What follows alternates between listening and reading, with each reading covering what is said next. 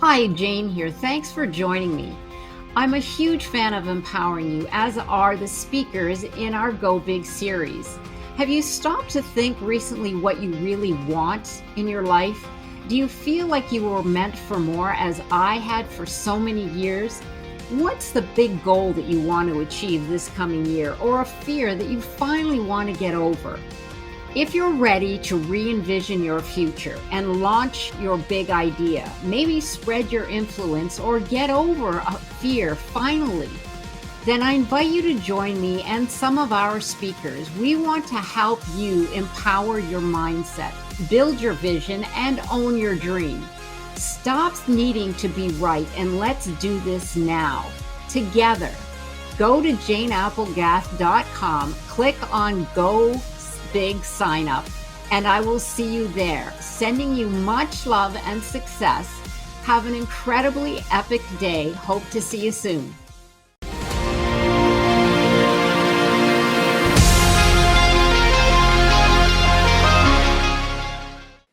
Hi everyone, I'm Jane Applegath. Welcome to the Epic Vision Zone, where some of the world's most successful self-made women and men share their multi-million-dollar ideas, high-performance habits, visionary mindsets, and resources so you can hit the go button on your epic life.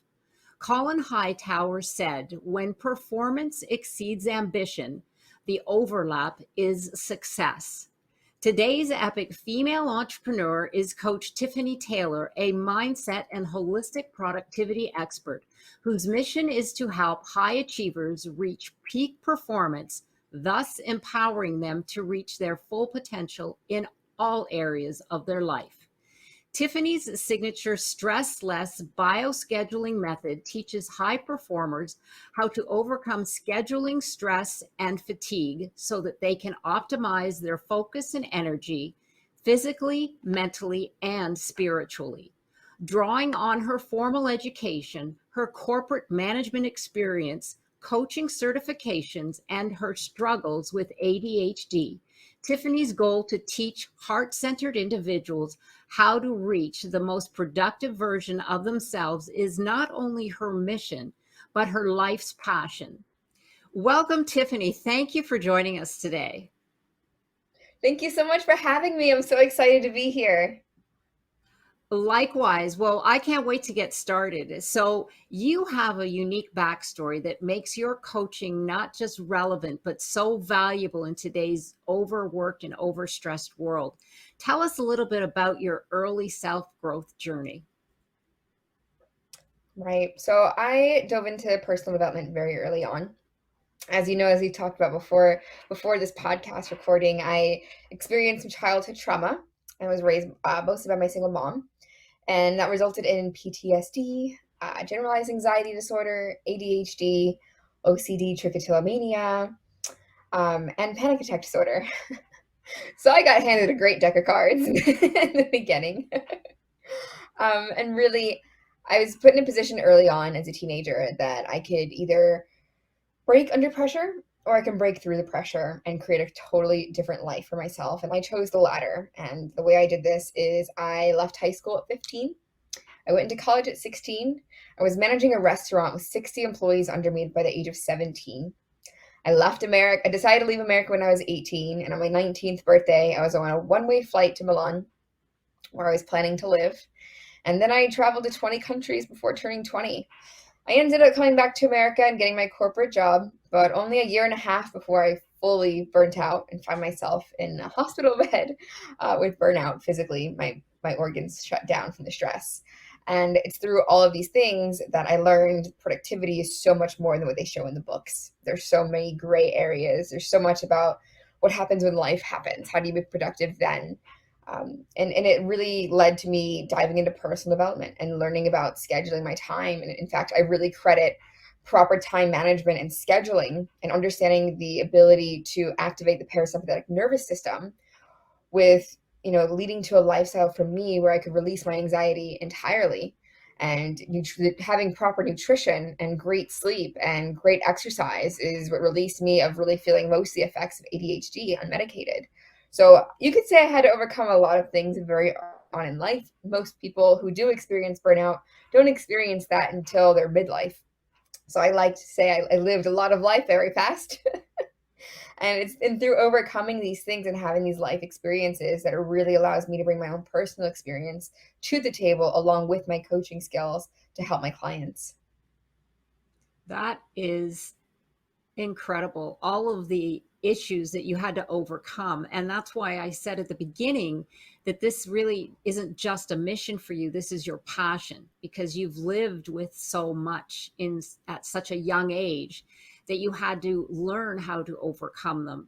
And it's wonderful that you did it holistically rather than by medication, because as we know, that just doesn't address it doesn't address the issue. It just masks it.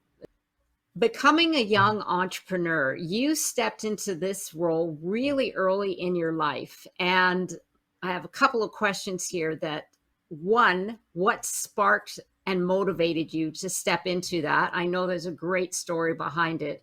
And the other is, it's about setting goals, because I know that that's part of your teaching and why they are so important for entrepreneurs. Yeah, absolutely.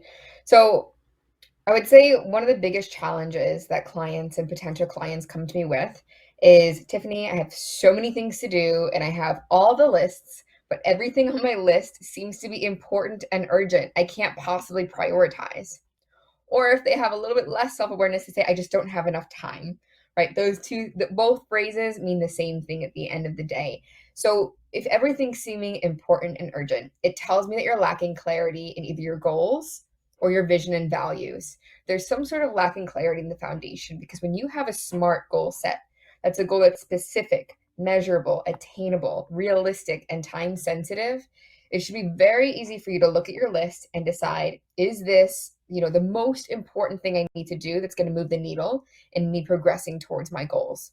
So you really want to have those goals set and specific. That way you don't find yourself grinding in the cycle of having too much to do, not having enough time, and then not getting anywhere, which is what I see very often with productivity. And something I think you were referring to my post earlier as well, and that is, you can't be productive without having goals. And I think this is a point I really like to drive home, and it's that productivity is not a feeling, right? Productivity should be something that's measurable for you, depending on how you've defined it for yourself, but it shouldn't be a feeling.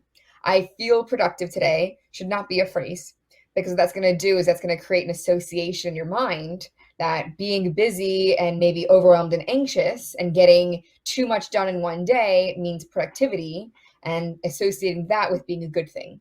You don't want to be in a position where you're associating stress and overwhelm and burnout with the good feeling of being productive, right? You can be productive without feeling those negative things. And the other question you asked was, what motivated me to step into entrepreneurship? Long story short, when I was 19, I moved to Milan, and I thought I had my whole life planned out, because I did. I thought I would go to this amazing top 5 economics and finance university in Milan. I would get an incredible job with an amazing sign-on bonus afterwards. And, I would have this happy, healthy, financially wealthy lifestyle. And that was like my dream, right? I wanted to climb the corporate ladder and be that amazing, power woman who's breaking through glass ceilings and changing the way people work. That's not what happened in that way. I found myself spending my life savings on that move to Italy, paying the tuition and all the things, losing the opportunity to stay there due to the Italian consulate making mistakes in my paperwork in Miami, and me not having the actual time to go back and fix it. I was basically being put in a position where I was told I have 2 weeks to fly back to Atlanta, where my high school was, to get new paperwork, which was a 3-week process. I would then have to take it into the city to the county court clerk office. I would then have to fly with the paperwork to Miami, get it reprocessed, which was another 1-month process, and then fly back to Milan within 14 days in order to stay at the university. So I was in an impossible position, and I've just lost everything. And that's not a good position for anyone to be in, let alone someone who has extreme anxiety, stress, and panic attack disorder. So you could say I hit a very low low.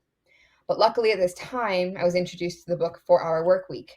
And this book, let alone, changed my life. It changed the way I viewed everything, and it encouraged me to go deeper in my thinking than any conversation has ever pushed me. It encouraged me to ask the question, what are you really afraid of? This fear of failure. What is the failure that you're afraid of? What is the absolute worst case scenario? And do you have the strength to handle it? And then it also encouraged me to ask the question, beyond financial wealth, what is it you're working for? What is it the money's going to buy you that you really want out of life? And no one had ever asked me that either. Kind of money was the last thing I was really working towards at the time, given being raised in poverty and, having to work really hard. So when I was asked these two questions and I expanded my mind, I realized that really what I wanted, if money was no object, I wanted the financial freedom, I wanted the time freedom, and I wanted the geographic freedom. I wanted all of the currencies, time, attention, and energy. I didn't just want money. And then I was able to realize that I could achieve that and obtain all those things without the salary before university. And that's what I went out to do. I set out a goal. I said, let me do something crazy this year. I'm going to go to 20 countries before turning 20, which sounded absurd because I didn't know anyone who traveled that much before. But what that did was that put me in a position to start saying, well, if that's what I'm going to do, I have to figure out the how. And I'm going to have to know a lot more than I know right now. So it put me in a position to ask questions that I wouldn't have otherwise asked. What countries can an American travel to? What are the costs associated? How do I get from country to country? What resources do I need? Is there a language barrier? I had to learn all of these things. But if I didn't set that goal initially, I wouldn't be in the position to be asking those questions. And I hit the goal. I went to 20 countries before turning 20. Some of them I went to as much as 6 times now, like Italy and Germany. So, it's all about stretching the mindset. What I didn't realize is that all of that travel would give me the feeling of luxury, and I could have everything I wanted on my own terms. And once your mind is stretched and once you realize you're capable of achieving that, you can't go back to the initial mindset. Your mindset doesn't shrink. The resilience that you've had several times in your life. And like that's what you said, that your mindset, once you've shifted, it doesn't go back. That is so powerful. And just the fact that you learned these lessons so early in your life, they will stay with you for the rest of your life. Such great insight, but also such great takeaways for us. I love that you said earlier that goals are the gas that propel you forward. So that's a great takeaway. You also mentioned, and you touched on this briefly in the opening, about your teachings are holistic productivity. So you approach this as an entire wholeness, not just productivity for the sake of pushing forward, which you mentioned a minute ago, which will just stress you, overwhelm you, and basically feel like you're getting something done, but you're really, it's just the busyness. Touch a little bit more on the holistic approach, because I think that is at what people need today more than anything. Yeah, of course. So when you think about productivity, most of the times you hear about time management. And I focus on this because I know there's such a need for the feeling of structure and the feeling of being organized and just the feeling of being safe and comfortable with where you are. I recognize there's a need for that. But when you think about productivity, it's kind of like an iceberg. What you see at the top are the accomplishments. Time management is the top of it. But underneath time management, you need to be managing your energy appropriately, right? You need to have spiritual well-being. You need to have physical well-being. You need to have a healthy mindset. Time management alone is going to increase your productivity probably, but it's probably also going to increase your stress. Health alone, if you focus on health as a goal, it's going to take away your time. And a great calendar could be, profoundly productive, but without the great mindset to pair with it, all it's going to do is reduce your confidence and increase your self-doubt.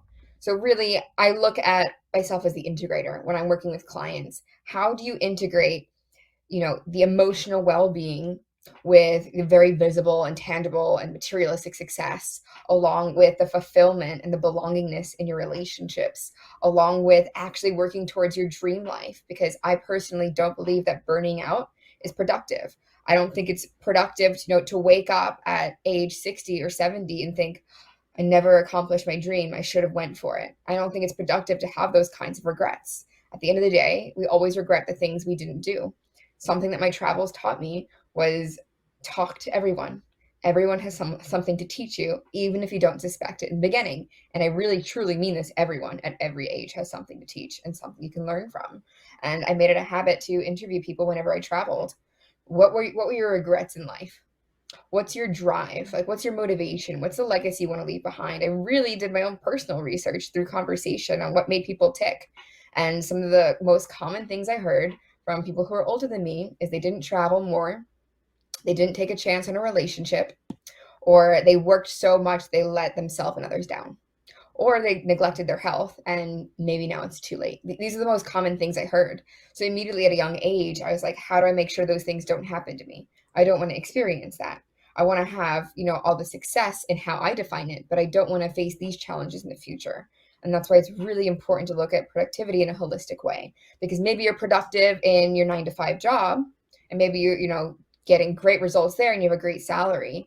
But if your dream is to be a coach or to be a screenwriter or to do something fantastic and completely opposite, you might be productive in your work, but if you're not being productive in life, you're going to feel the sense of misalignment, and it's going to hurt. You're going to feel it. That calling's not going to go away. Intention. That's the word that came to me when you were speaking. Live life with intention. And like you said, it's not just about the job. You beautifully segued into our next question, by the way, when you said alignment, that things need to be into alignment. Tell us about the significance. You just touched on it, but the significance of alignment to reach peak performance. Right. So when it comes to alignment, there's 2 ways I can explain this. There's the spiritual universe side, source side, and then there's also the student side. I'm sure we all remember when we were students, we always had a favorite subject. We always had a subject that wasn't our favorite. We'll put it that way. For me, I loved writing and reading, and I just couldn't stand math in the beginning. I couldn't stand it. I didn't want to do the work. It was difficult. I didn't like feeling like I didn't understand things. So when it came time to do homework, I excelled and had an A+ in writing. And in math, I had to be forced to do homework, forced to go to the tutoring sessions and really push to do things. And that's how I learned, tenacity.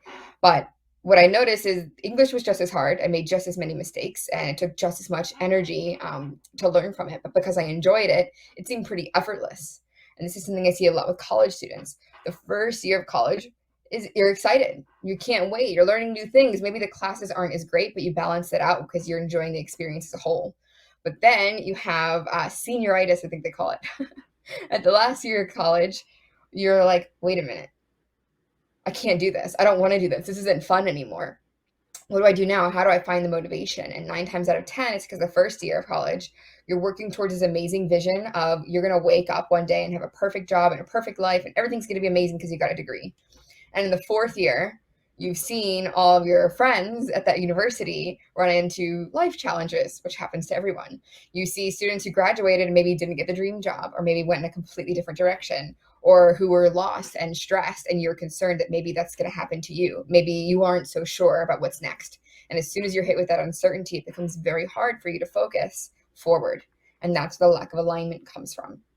Maybe 4 years in, you've realized, I studied something I'm not that interested in. Now what? Am I going to be forced into a career that I don't have any interest in? Am I going to be put 4 years behind to study something else, right? All these questions start coming up. But when you're in alignment in life, in business, in relationships, everything just seems to flow. And that's where we want to be. We want to be in a place of flow in all areas of our life. And something I've come to learn over the years, and I've heard many others experience the same, is the universe tends to nudge you in the right direction. When you're going very obviously the wrong direction in life, you're gonna have the universe slap you in the face a couple times, say, hey, it's first gonna be a gentle nudge, like, don't do that. This is a bad idea. Your intuition's gonna be calling to you to stop doing the thing. And if you don't listen and you're not obedient, you're gonna find that things get harder and harder, and it's almost impossible to reach the goal of doing something you're not meant to do. And sometimes you ask, this is usually when you start asking yourself the question, why is this happening to me? If you're asking that question, there's a lesson to be learned. So it's time to be humble and start looking deeper into this. But also what I've learned, which took a lot more time to learn, is that when you're acting in alignment, which is usually when you're doing the scary thing, the thing that you're afraid of, the goal that's so big you can't possibly achieve it on your own. When you're doing that thing, the universe isn't throwing those crazy curveballs as much. Now those nudges are more in the form of momentum and quantum leaps that are propelling you forward, which you won't experience until you're in alignment. But when you're in alignment, magic starts to happen. And you want to feel that, because yes, you can reach financial success and wealth and happiness and all the things you want in life to put you in a position of thriving. You can achieve all of those things, get to that place and not be happy, not be healthy, be stressed. Or you can get there and just say, wow, what a ride. Can't wait to tell the story. This is fun. And it's going to be your decision, the story you tell and the way you tell it in the future.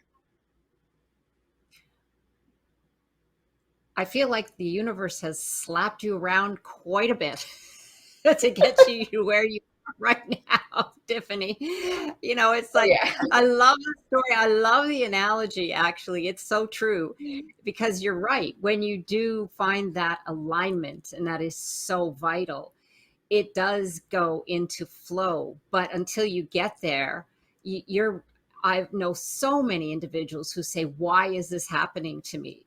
And now I'll just say, well, speak to Tiffany. She's got slapped around a lot. So that it's the universe telling you to wake up and get into alignment. But yes, so many takeaways there. Oh my gosh, you're absolutely right. You could get to the end of your life and you could have so much wealth financially, but you're not healthy, or you're not you've neglected your family, or you've neglected relationships. Oh, you see that so often, where an individual, one of the spouses, gets super successful, but they get divorced because maybe they're neglecting their partner, or there's egos involved. And oh my gosh, so alignment is so vital.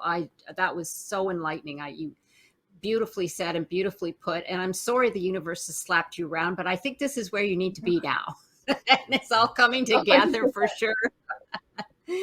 So, biology and stress, fabulous and so interesting, because I'm all about the science as well. I think it's teaching us so much today about our bodies, our human mind, our humanness, in fact, and our reptilian brain that likes to keep us back. But in our earlier conversation, you said that you use biology to schedule yourself with stress.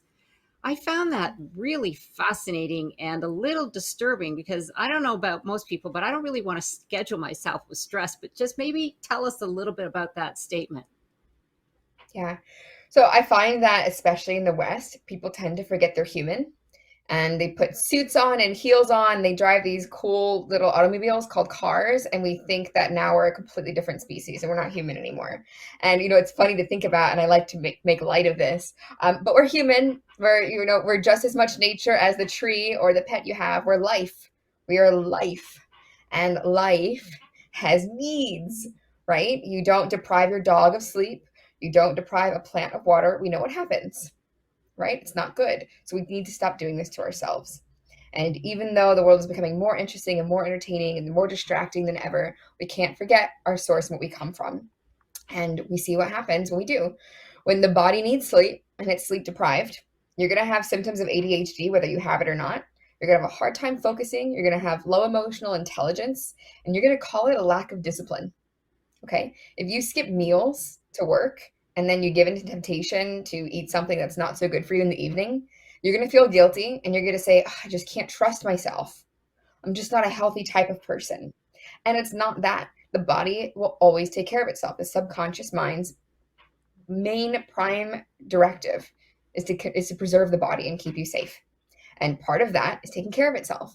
So you can't think of this as in terms of self-sabotage. If you take care of the body's needs proactively, it's not going to sabotage you in the future. So this needs to be built into your schedule.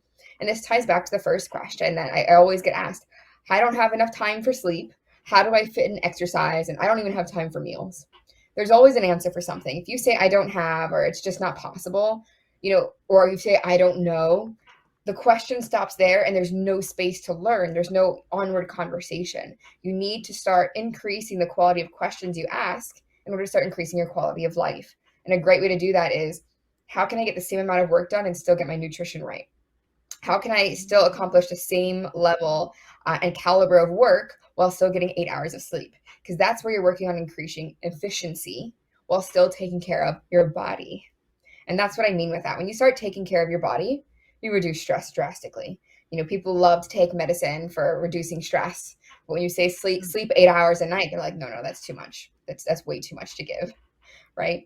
And same thing with nutrition. Eating healthy, that's way too much. It's just too much to think about. I have to do the grocery shopping and the meal prepping and then timing everything, and it's just all too much.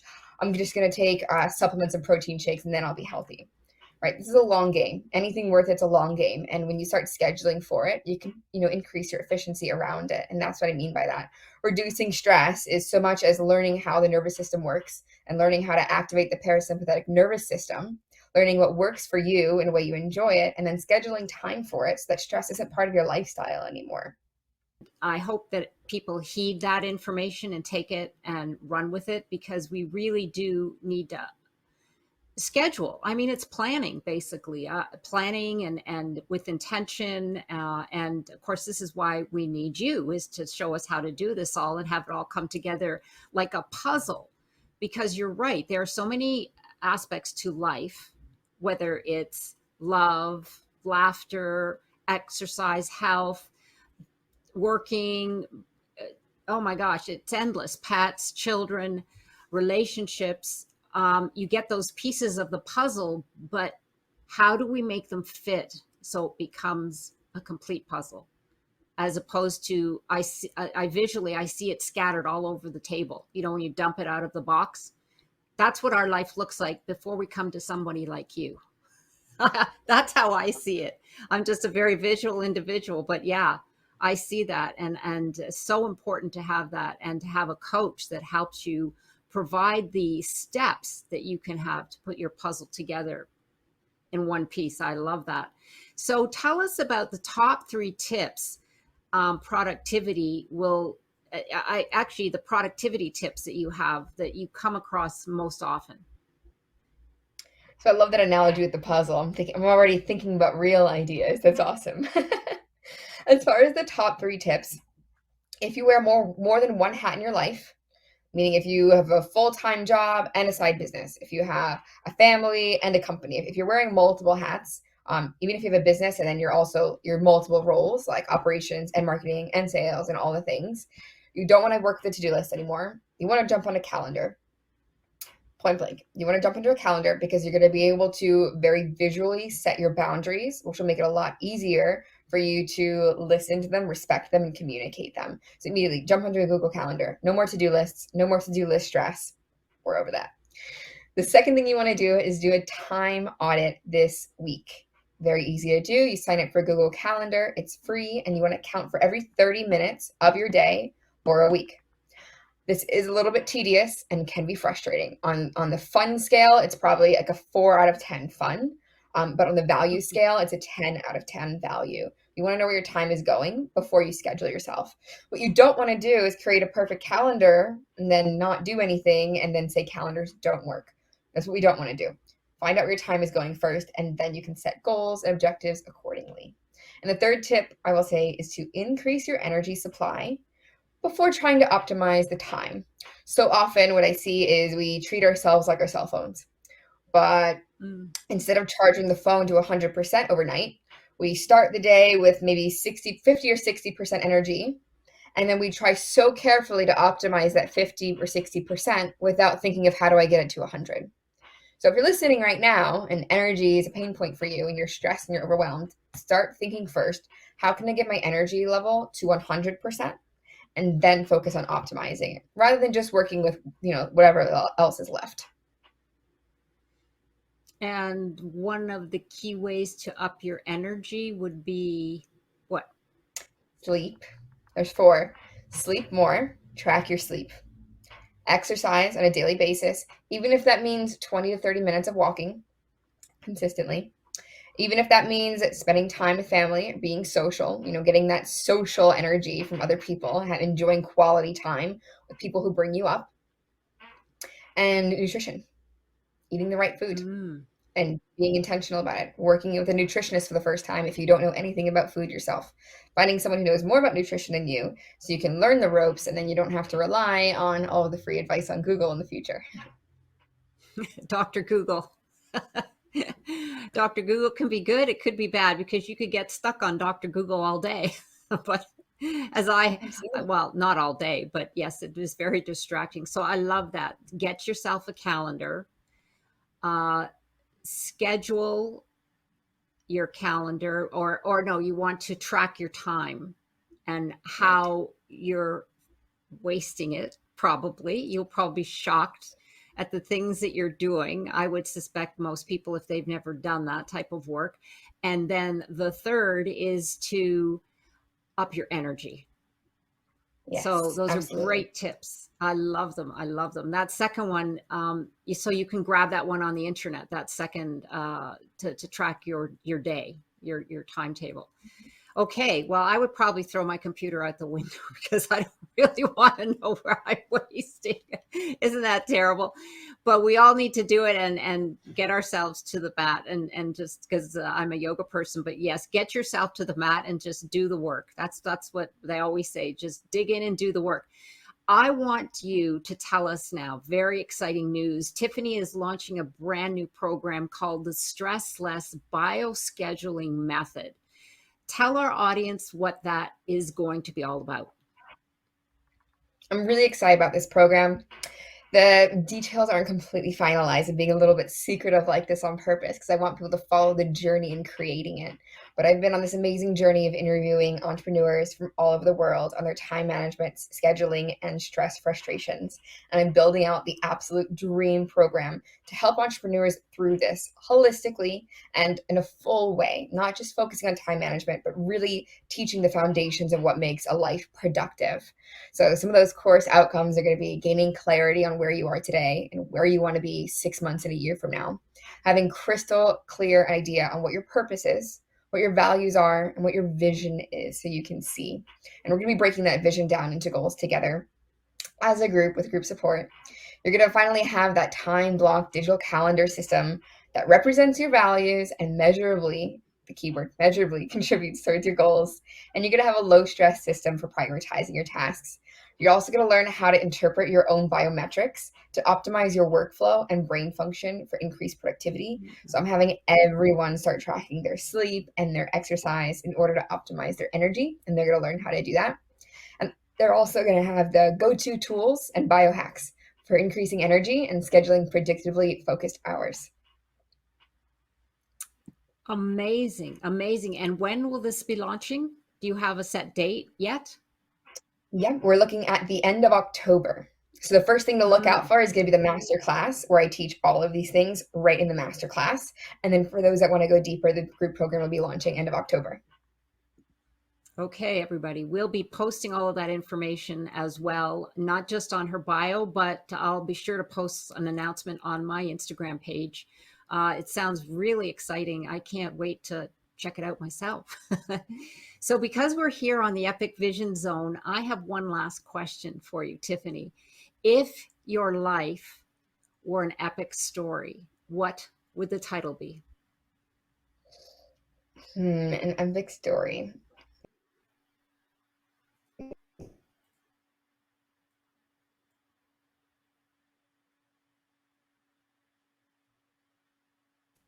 Tease. I would say something along the lines of modern freedom.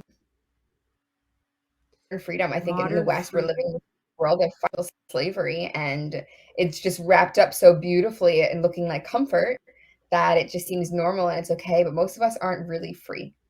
And my absolute goal is to inspire others to pursue their own version of freedom and really experience the life that I've been able to create for myself in their way. I love that. That's really unique. That's a great title. Thank you so much. Well, I wanted to thank you as well for being here again, Tiffany, and giving us all that great information. There's no excuses now. Everybody has at least a little bit of some guidance as what we can do. And if you have any questions, want to explore more, be sure to check out the free workshops and downloadables that are inside the Facebook group of Tiffany's. It's called Coach Tiffany Taylor. All of this information and the hyperlinks will be available on Tiffany's bio. So you can go there and explore. And I do encourage you to use these resources because they are so valuable. And all of, like I said, be sure to check out her contact information and her social media links. And be sure to follow me on Instagram at Jane Applegath, and check out how you can become an epic entrepreneur at janeapplegath.com. This is the Epic Vision Zone, transforming your dream into epic success.